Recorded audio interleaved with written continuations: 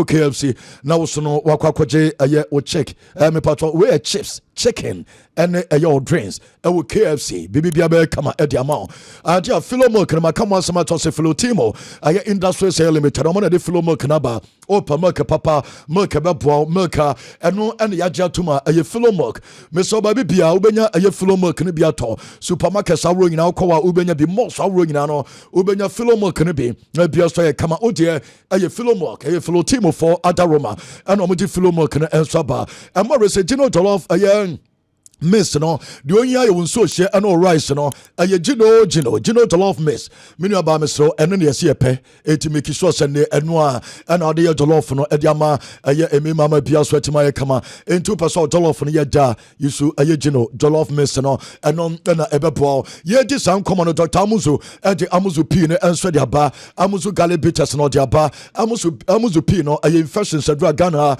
eno a na ne etu infections no nyina se Amuzu P and we infections adro Amuzu garlic bitters for blood circulation ebeyi sane man nyina free ho amada bia wontini mu emosisi da bia bo se ayade blood ne be flow ni peduanom amada bia wonya hoden odie no ye wo gastomation menso plus ayade nature medicine father Roma and omode menso plus and gastomation omode abadwaso meso so onya bia ebebo pi menso plus menu aba sebu mense ba na oti pains awode no gastomation for stomach ulcer and so onya bia ebeyi ni na free ama bia swetimi aye kama na cheso ho enswetimi ato ene ye jeche no kwame anya transe team na transe be ko mo so ye ne ye didi nkomo kakra enche ye be se aba ne aba beto so mo pesa mo ko Dubai no eno so ye be ba didi nkomo enche kra e dia mamo kwame bibi aboko de yango padum ki ye nkomo kakra ma men sha asem free bibrem ha sei because enra history kese etimi esiye e Africa ha ohwe World Cup qualifiers na group D abewiye enra na group D ne bewiye no Cape Verde for a top pace our group no with 23 points, then Cameroon in 19 points, Libya for 16 points and Angola in 12 points. Ken, at the time our group no anasa draw ne ba bonte no me you pretty sure say oka treni padodo na say ye bobo group ni na ewie wo group D no why na obetimi atop group no edi first a me ye sure say nipa dodo na no ebetime yi Cameroon national team no bayenra Cape Verde for ameki sa history no onim say omotwe Cameroon mu 4 points.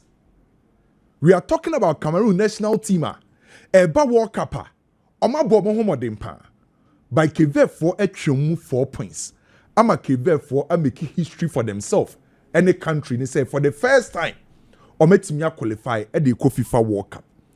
Ken adia ba ko to de bia World Cup ya na countries ne ni abri bebre timamufo ne ni abri bebre so mpese omo country ne ko World Cup no eya sa o country ko World Cup benefit eya country ni nya no eso bebre me kai pass Ghana your first time I qualify for World Cup that was in 2006 Ghana qualify and ken eba Ghana no be e kasafa Ghana ho obi wo hompo kra because of World Cup and not say e kro bi to say Ghana enti Ghana qualify World Cup no ken yenye a lot of foreigners e mo ba kro say omba kro say no ombenya ba bia da ombeto aduane ombefa car foreigners no e boa ma economy ni pijai after see you qualify for your first World Cup you qualify ye no ona mo monten so a unhu MPP ni unhu NDC ni World Cup na Ghana qualify no for the first time e de nkabomu e de ball man nim e de anigye e de ball man mu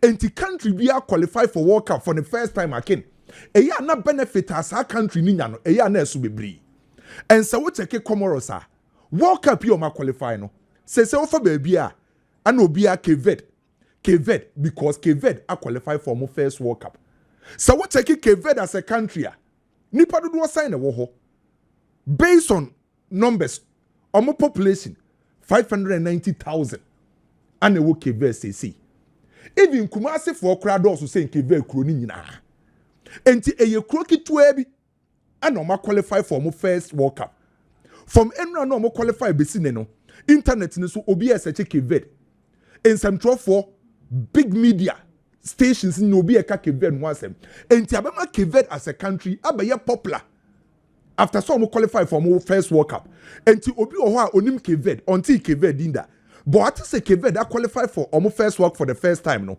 or betina si aba beseche omo ye hwan mu die mpokra no omo ye wo ho eno ko Cape Verde sesi a ade ba ko ebu omo economy nipa no tourism and to be onim Cape Verde because of World Cup because of football no was set Cape Verde when we say ho no tourism no was through and to be to book flight akọ Cape Verde okokrom ho a o diska na ekọ ho and to World Cup ba akọ Cape Verde for a qualify no obi e ka ho asem e krona country na be popular e be generate a lot of income e the ama country no and to World Cup the kid so we kro e qualify bia e ya na feeling ni different and if it is a Cape Verde for enya independence in 1975 abro mo ti omo ho efiri Portugal ho no metima ka tro say adekase ba ko esi krom opa no eye World Cup no mo qualify ade ana Cape Verde fonim say eye adekase pa ye say 1975 from be gaining independence from Portugal we independence if you are World Cup you ma qualify the king eye adekase e de ma Cape Verde as a country because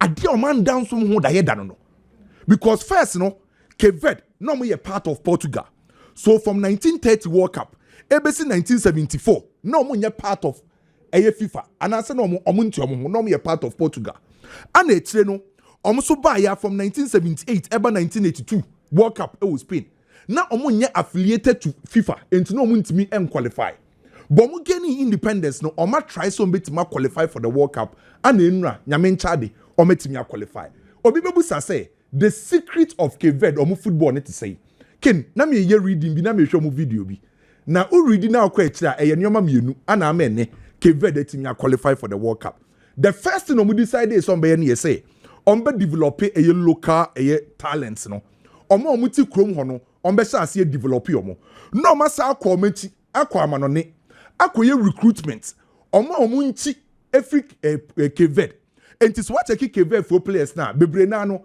wabo Portugal under 17 under 19 under 20 enti omo bring local talents no na omo say recruitment outside omo nchi esusu every Cape Verde no ana omo beka omo ho edi abom enti so what Cape Verde omo share sa project we say in 2010 Kenonim said the last 4 AFCONs omo to me qualify no akobi no the last 2 and I said 2 emu mienu omo kodu quarter final even recent AFCON ebo Ivory Coast no South Africa na yi omo efri mu enti omo your mind back gradually omo develop your football and many aje e de ama a country to say Cape Verde say for the first time omo timi qualify na de back ken US o Cape Verde de be kono beautiful ladies okop tournament a Cape Verde na beautiful ladies de omo tie de ba enti Cape Verde ye be hwe omo first time e World Cup nyame aduma 2026 e US Mexico and Canada big ups to Cape Verde omo football in the federation nyina. And also, yeah, witness another history betimesi we be bring see because o checking Nigeria so helped Nefi against Benin, South Africa so helped Nefi against Rwanda. By March, attention ebe koso kesiye pano Nigeria and a Benin game no. Can him say Nigeria omo neighboring countries no Benin ka ho bi on the east side na Benin wo Benin ni Nigeria de omo bohye omo ni mo ho ye and attention kakra edomumu. Enti apart from football na nkasa no, that political tension kakra na ewo Benin Nigeria mu no, ebesa ma game ni me hiti peyi. By Ken, yemfa bibia nto nchen. And then Nigeria, obi to say Ademola Lookman, enti means ya can because of a suspension, accumulated yellow cards. Ola Eina, ewo injury. We players impokron be out of this game impokre free wa. Nigeria wo enough quality say on any day. I was so mutimi jina Benin and no mutimi she Benin. Say Nigeria ye ka player for player. Africa say omu krebi. From Victor Osimhen, Samuel Chukwueze, indeed Dialesi Iwobi Basimo. O they compare Benin players na emuche. At the same time, Nigeria force our good record against Benin. And it's a what check omo from 1977 ebesina. Nigeria and Benin abo 19 times. 19 times and Nigeria and Benin abono. Nigeria win 14. Benin win 2 and emu miensa abo draw. And in terms of individual materials, Nigeria was rose and Benin. Eba records Nigeria was rose and Benin. Bible sound say, edi intina Benin fo no wogidie say. And on betima kwa Nigeria. Edi intina so far qualifies in Benin enya more points. Esa intima friend say Nigeria. The answer is simple. Nigeria will individual names, by a back collective play now, and a back team Omu si akan commitment was ropana eye Benin national team no. Enti ade na Benin omu gidie so mbetima kwese Nigeria no. That collective play no omu obi ese team friend say Nigeria. And that commitment level no omu players ni si akan person omu ku omu no. By eba records, eba di individual brilliance Nigeria for ne soro. South Africa for the omu be so mbe win omu game. No ma bom pa ye say Nigeria betima she Benin for so de omu da go. The here so betima win game we. Se Benin win say kukuro another history esi ewo Africa. Entiene ye ba ko witness sa game no. Ken, we a story be about Barcelona camp. On say recently Barcelona for results eba na enkoyi. Losing against PSG wo UEFA Champions League. Oko Ramon Sanchez pre 1. Ese kwako lusu against Sevilla. Enti sa wo check results ane enkoyi nansin. Ana news be free Barcelona camp abia player we player we ko national team due to epra. Enti news free Barcelona camp oba no. Eya na enye news de bebre. Lewandowski dia ba amwa ba beka. Kiwne mi say oyo stories ya na me monitor Barcelona. The reason why na wo ye Rafinha de no. Ye say Rafinha de no. Eye setback no asenya. E wo ni injury no. Na Barcelona for hope say at least enya hwe kra na nkombetima rest ya managina against Girona, against Olympiacos, but against Real Madrid e wo classico nim no. Ankombetima ye 100% fit. No ababa besi akande ama Barcelona. But the recovery session no an okunya wasa akunya setback. Which is a bad news for Barcelona. Because every coach, every football club ya empire boni ye say injuries e wo football mu. Nemum say injuries ne be do so bebra e ya affect team ni play, e affect team ni results, e affect team ni system. And say we check the current Barcelona injury list no. Now we check players o mepra. So far Barcelona for the first choice goalkeeper. We pra Barcelona defensively enye the best. By goalkeeper ne by one Garcia by no obe showcase me wiase nyina hu say se wo bi ti Barcelona defensive line impokra na oye goalkeeper dem o ma Barcelona for no arehyiemu say obetima save oye out. Barcelona mfimfin ho players ni bi eprepra. Na baby ama Barcelona for ni esu kese kra na eyo manim ho. Let's not forget omu number 10s mienu no Dani Olmo out. Afina Femi Lopez every injury ever. Omu hope so betima gaining the fitness. Lami Yama afino free injury ba or ye forward line player. Rafinha setback aba. Ferran Torres praye yesu obetima ya available. So obetima piki edru ni pick no a question. I was ye busa ye ho Lewandowski akwa kupra. Ana Rafinha de so setback aba. Enti baby ama Barcelona ayi hu kese dia mom no. The forward line department. Enti se me ye Barcelona fana Rafinha setback no. Na me hwe the injury list na enim ho no. It seems say otutu eni akwa ye Marcus Rashford. And the reason why Rashford numbers was wrong no, say majority of players no, say Barcelona players na 100% fitter. Definitely on the right side ebe Lamine Yamal, left side ebe Rafinha. But because of series of injuries and also I make room for Rashford say also betima perform by Rafinha e plan de ken setback no. Because season is too young. Barcelona injury list na do so dodo. And me feel it for Hansi Flick, to be honest. Ebe do February ho here panobaba. Back in one shot the susu asi susu e ha adwen. Some season ho na start na. Na season or no last season say at this stage no the best player we are na. Rafinha. Yeah. Anti or between that time Dembele in pride. That time Dembele say no nkan. No nkan. Nti Dembele twen ya. But one thing is say oka se season no yenyanduru ebi ehia pa na otina ho na ulusu na madu di twim na maybe say that time I be picking na maybe say o man you compete no how say the answer sana ma adwen yemi because Rafinha last season as at this stage no the best player.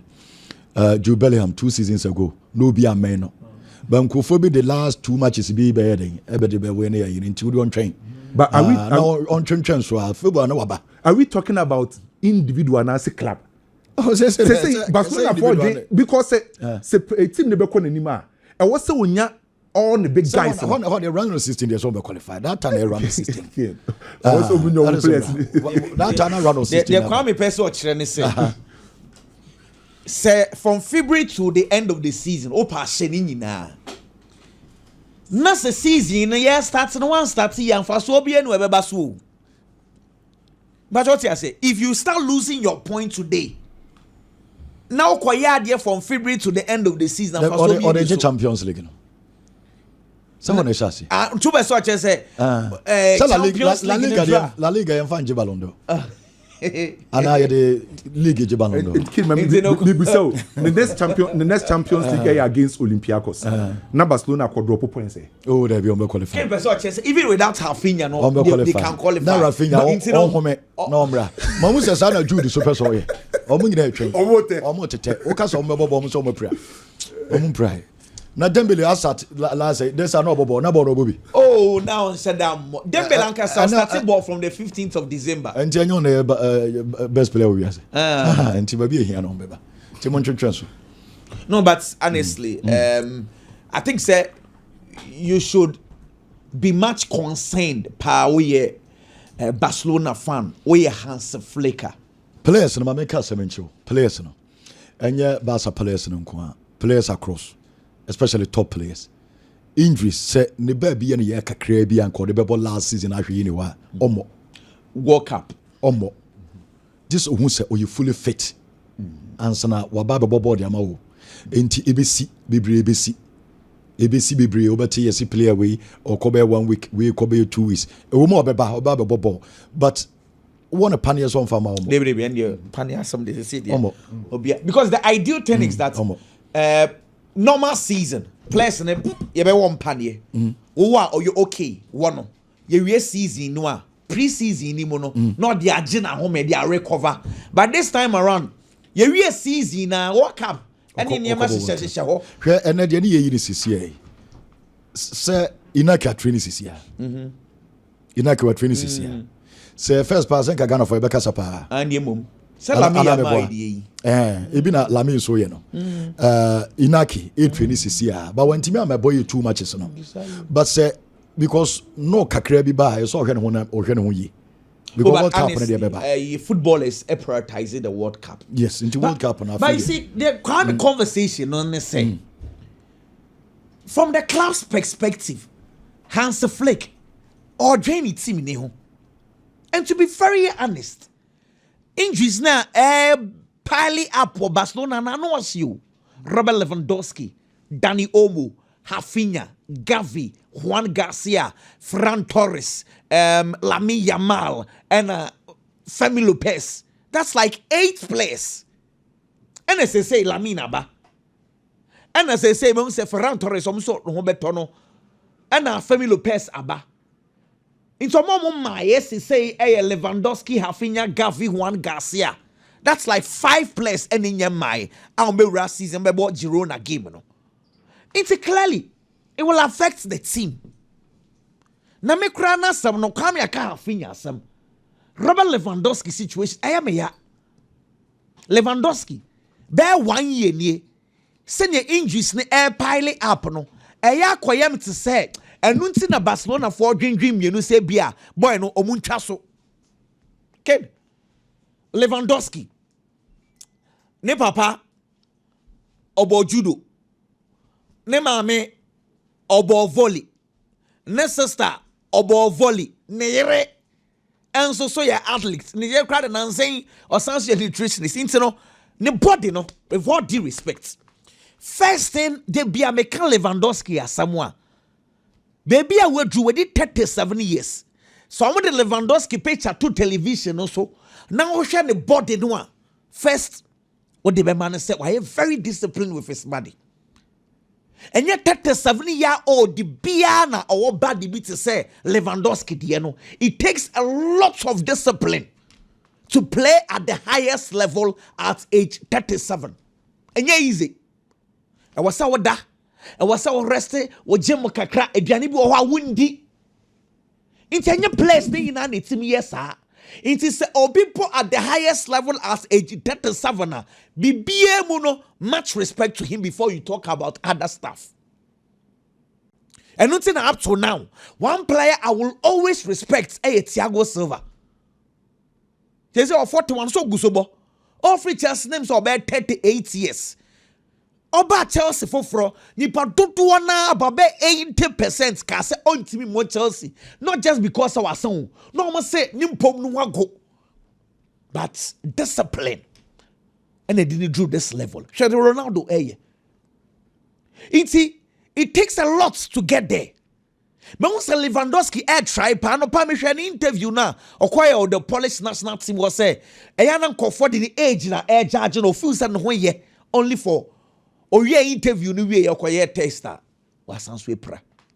Clearly he also he's working very very hard to say still no be relevant Europe. Onye na dream so obekọ Saudi Arabia obeso to aso bobọ no Europe. But truth be told, Oko Poland national team first game omo boy na a friendly game against New Zealand. Omo man na bobo ni bi because they want to protect him. And Oko ball Lithuania game na o share goal. And obo ye game no so o Philippines ewo ne biceps ken ne sre ne chi no left ne sre ne chi no. And ni mu we no.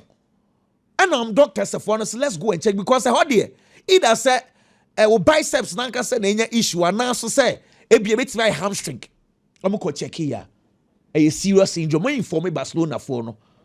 Possibly ebi a bare 1 month to be he's going out. I told Ferran Torres now so. Ferran Torres so pray na say umwa na abakakra. Umwa na so ode manage the ball no. It looks like Barcelona front train there obia say akwan mu bie pa dia ma no Marcus Rashford and nothing na me say he needs to take advantage of the situation because and we ya pra no akwasha ha ochina na we ya pra no akwasha ha it looks like he wabobo no this time he's getting more games. He needs to amass the numbers because clearly if Rafinha, if Lewandowski, if Lamine Yamal fits are no contest. You see me feeling for Hans Flick, he needs to manage the situation a prano doors dodo. Say what breaking news for Barcelona or Barcelona fan or yem show. Say, and you me cough on back with pra. Ken Antoine Semenyo now saying positive news na eba and me tell you story no. Na say Liverpool, Manchester United, Arsenal. And I serious about Antoine Semenyo. Manchester United, omo boni din ebeta Semenyo wa. Omo say for Manchester United, a coach in the penasam. Omo bo Liverpool, omo say Richard Hughes enim no. Of course, Richard Hughes no oye adwuma de mo bomb of on a sporting director edema Liverpool se ya. Inti upe obi onim Antoine Semenyo Richard Hughes. Now, what you what about Arsenal? What can Arsenal? Arsenal almost sporting director Andrew Beta and a penasam. It's again 3 big clubs we 2 sporting directors and a pair Antoine Semenyo back your coach, which is Manchester United. Now, in common with the clubs are looking at ways possibly on behalf Antoine Semenyo, and that is what clubs do. And almost say, boy, they extend a contract, let them bomb off no. Almost the release clause a shame. It's a possibility be why. You don't need to negotiate with bomb off. Just go and pay the money and you are good to go. No question me woman say. Who follow football? You nyaka release clause or no context. And my dear no cry for. Who Spainer? So Obekuta release clause now open one. Just go and pay the money and you are good to go. Back in. The reality pa me kamu no kradi achamo say. England release clauses na what's at wagimu. English clubs. So what is so the release clause as will be contract more. And yes Spain the any bia wo ya wo chase kadi ato na wo. England clubs meaning what is wrong with them. And it looks like MSA clubs no win in ISA. First of all, release clause. Okwa Spainer, Obienim, a non knowledge. Who can play away? Who born release clause? I shall Obiaya away. England plays release clause. Omudi see. Omun can't show that to say a nay Antoine Semenyo the naba. Bomb of force so omun can't the clubs no because clubs now your inquiry. On person who say release clause be or saying bomb of see omun can because they want to keep the boy. But truth be told. Contracts now between Antoine Semenyo and the Bournemouth. Into Bournemouth so on can Semenyo nim. Into the easiest way they say Semenyo person call Liverpool. Semenyo can easily tell Liverpool, say, me and me sign a contract, release clause, no, 70, 80, obetinya can figure ne de actual Liverpool. Then Liverpool will go to Bournemouth and pay the money. And says, but I mean, try window for Frost or Suncho. Sadly, way, Michael Olise to Chelsea, Crystal Palace. Release clause 35. And Central for no question 35. Crystal Palace and Yano Cre. Then Yamu said Chelsea for Eddie Sikako for Michael Olise. Crystal Palace for Munji Sikano. Then Michael Olise becomes a player for Chelsea. And a Crystal Palace for threatening Chelsea say, "What happy boy? A dynamo who say release clause no? A 35 million." Just say, the year ten say. 75 I won't confirm. Say you 100 million for Semenyo. Say a babontina se figure near corrector. It just a team bia on a Semenyo didn't come biano. Bomb of obit cassette. What happened? What happened? What a boy couldn't come because a your money Semenyo pay any.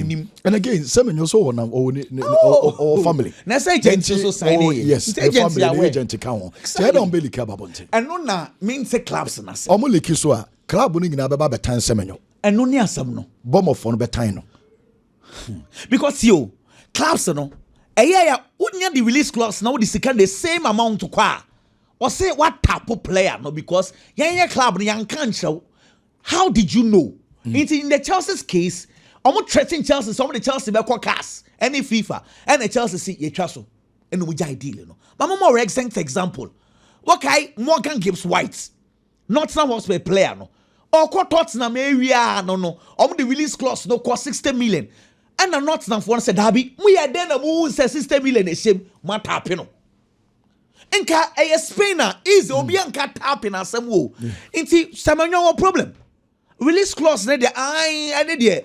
At the ho name club na a bed taking decisions so or per Semenyo no.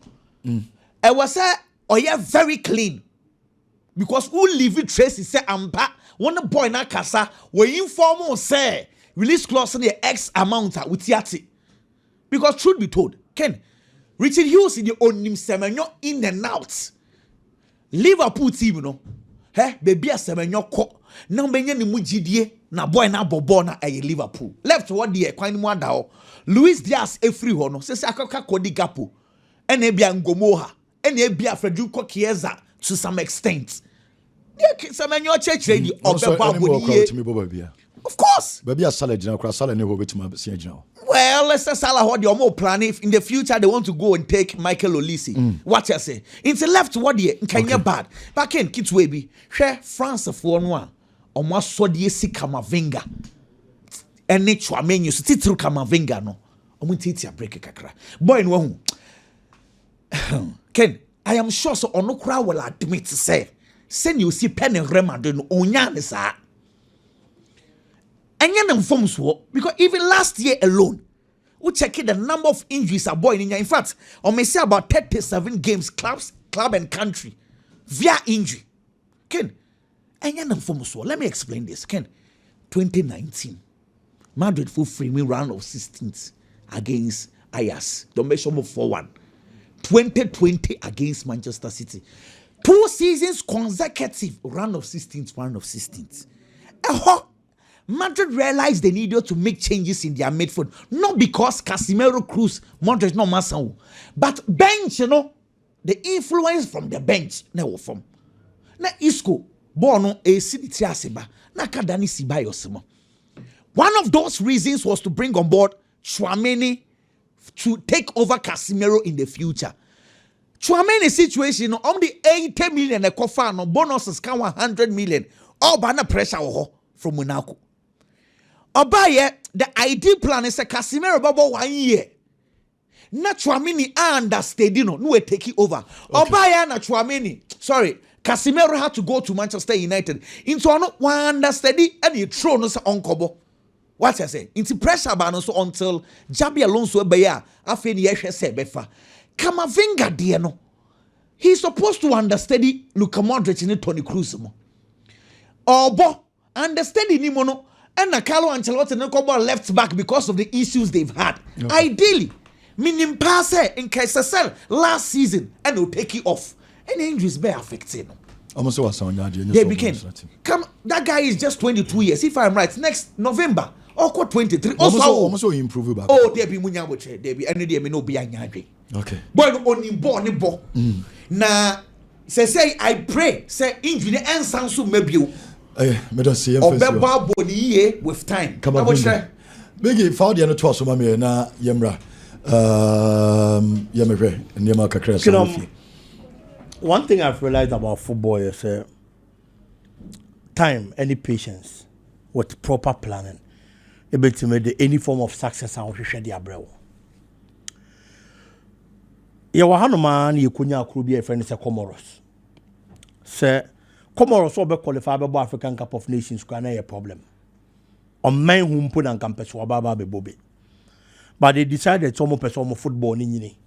Se bo ni be nyini a den no mo be ye kwan be no mo be fa so a bo ni be nyini. E no mo contact a former Comorian footballer. Our baba be ye coach Ame Abdul. E no mo de Comoros team ni ma no. Se onjina on coach na omo no mo ntimi qualify for African Cup of Nations. In kaka of fair players of Comorian descent. A mo wa ma no ne. E no keka omo bom ken. He was appointed in 2014. Of fat team no yen in kaka no. In 2019, or qualified by the African Cup of Nations. First time, no mumbo bida. The first time now mumbo bida about tournament in the mumbo, the performance net is saying. To them, it was an okay performance. It was a good one because tournament a mumbo bida. Now when you kwenya baba be remudie. Adia or shesha amponi say bianca group stages be no free no corner baby. But at least obeshia giant to a group anymore. Ghana, for instance, with team share Ghana. Ghana free more only qualify for the next round of the competition. Enti modern mon abrutu bebre e di amaomo. Di echreme and say e bre no munyama papa no it doesn't mean say wanye mistakes. It doesn't mean say there weren't times and man konkan and farmer no. But yet they stood behind him. Emma qualification and almost no saka. Today, Kura friend is Cape Verde, Cabo Verde, I qualify our so-called World Cup for the first time. The same time, patience and a proper planning at the Omoko. Omo appointed Omo coach as is your handle team the Bobista in 2020 January and Omo appointed no. Ken he's also a former player for Cape Verdean national team and Omo Fred Papa and say Afcon the Omo Bobby. It was a plan, it was a target. Omo qualify Baba be Bobby. Se si omo person omo qualify no mo call World Cup. Wa bon national team ni bida. Den no betimi aye de aboa omo. Omo nyuma no be konkan no matimi qualify for World Cup no. And also okay, and ye kwan say ni e be fa. So for now, that kind of quality na e be boa ma ya call animu no. E din si e benya bi wa. It we are going to look for players omo was how moja ni bi. No ma baba be si akan di amayen. Omo hwehwe ya to the extent say he got on the internet. Omo player bako, Pico Lopez. Or sending a message on LinkedIn. It was in Portuguese. Message in a call, you know. Pico read the message on Tiasia because on a brofo no kaken, ya won Ireland. Or see afraid you feel sad the crampo ye scam. Into a hair on do closing no penny baby tonight. One hand who crampo and himbium. Letter officially, and almost sending a letter in English. And I feel what Tiasia no decided to be baba be sia kind of Eddie Amomo. Within that period, they had that kind of time. Any patience behind the coach, Bobista. Sa omo kaka no munko. Along the line, a prani adia bebemu, injuries baye. There is one player, Stopira, can or retire from the national team last year, June, and will join national team ni bo. Says see when you 37 years, on to mean see a kind from national team ni bium. Into a quack penny baby at an wajana home. This year, yeah. In September, there are a lot of players who are prepare. If you here other players, they spoke to the players. Say, "Omra back, omra me boamo." Quickly, and G2 and science to buy. The last game they played against Eswatini on the share last goal, which is the third goal, and the Cabo Verdean national team.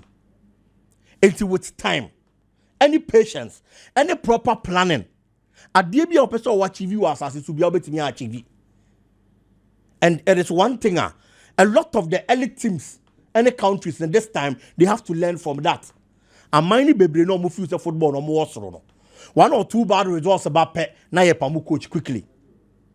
But football no and this a magic.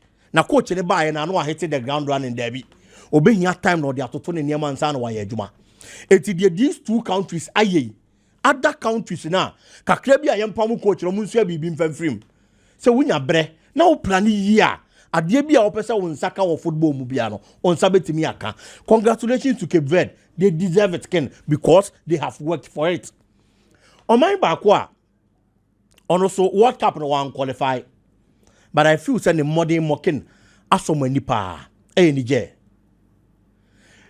no Morocco group ni mu Zambia coach any Evram Grant it is a per country in that group ebi obe you so no na be qualify for the World Cup I am sure say edi obi abebo Morocco but we Morocco wie na ye bisa say nkuro na aka no why na we feel say obetimi a qualifier and I say be obenya the second spotter I am sure say na nko obi abeka Zambia Yeka Zambia, if 2012 football African Cup of Nations, they have become a force at the point Omo confirm, yes.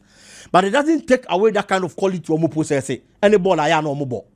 Especially when they got a Ram Gant. Any ball kakra the last African Cup of Nations on the boy, you know. A man for shall say so munya sa trust in the woman. But Niger team no, ekova Zaki Berdu, and the buy as the coach. So I'm not boa omo, e will qualify it anymore. Papa na juma na aye.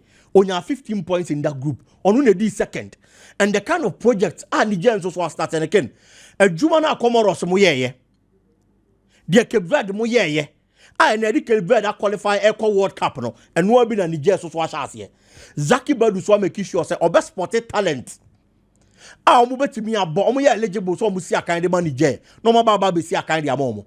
As we speak, our national team Nikita about 4 Ghanaian descent. Musia kind of momo. Omo last game omo qualifying round. Omo ko share Zambia 1-0. I was Zambia home. Player we share goal no Daniel Sosa. A Ghanaian boy. And as you see a kind of manager. Omo na Jibi Yakubu. And so one team who is a Ghanaian. We didn't see a kind under 17 under 20 or Ghana ati. It is our project in our countries be no munya resource no. Zaki Badun Swasha say. Oye be manager. And he deserves that kind of mention. I am sure say or building upon Kakana Washa say you know. Now what was with this Ebi anam rebi beba ye bebo World Cup qualifier. Said ye Cape Verde mo kona ye du omo home komo na ye ba benya Niger. Onu so betimi akwa kopiem at the world stage ken. Nigeria say one qualifier and World Cup. They shouldn't blame anybody. Ay omo ankasa nepe. E na abanesa. Nigeria. Yes. Look at the kind of quality players in Nigeria kita. Me jitu mse football no enye strikers nkwane ye de ball. That is for a fact. But at the back then, a boa Barcelona ye Barca under Pep Guardiola was the kind of attack, especially like Messi and Barcelona war. So that time no, Gerard Piqué, Nicolas Puyol, they were very good. And you goalkeeper Vardes. But that triangular defense, me nobody dance here. Say you so strong, sir. Individually, Debbie.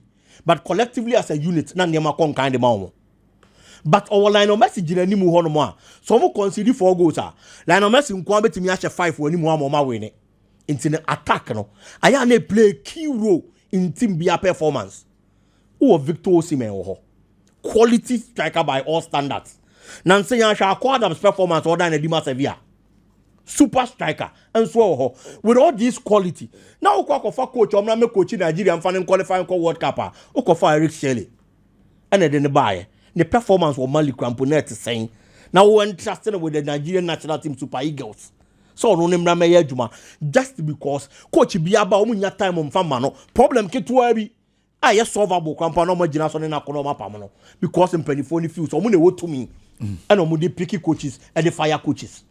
It's Nigeria decision to sack Geno Raw na no call no. Ono na only Benin bebo Benin national team coach. And that makes the game very interesting because Benin to your World Cup now obeko. And in Nigeria so bit my qualify for alcohol playoff in Bia. This almost say Benin 1-0 and now 2-0. Yes. Normal say South Africa intimate Rwanda. Aye. And so now Nigeria team ko playoff. It's almost say 1 and now 2. No more some other game they say South Africa and Rwanda. And football be able to see. But for South Africa, I see say a day on Rwanda. Maybe Omujinano. yɛbɛhwɛ na anwummerɛ. So for Nigeria they can blame you on ankasa omo. I was a Ghana for the people cram person Nigeria for qualify didn't you? Yeah, time ben no. Vuro keke ntia. Oh. Yeah, yɛmfa no nsuo na menim kɔmmɔ kakramra na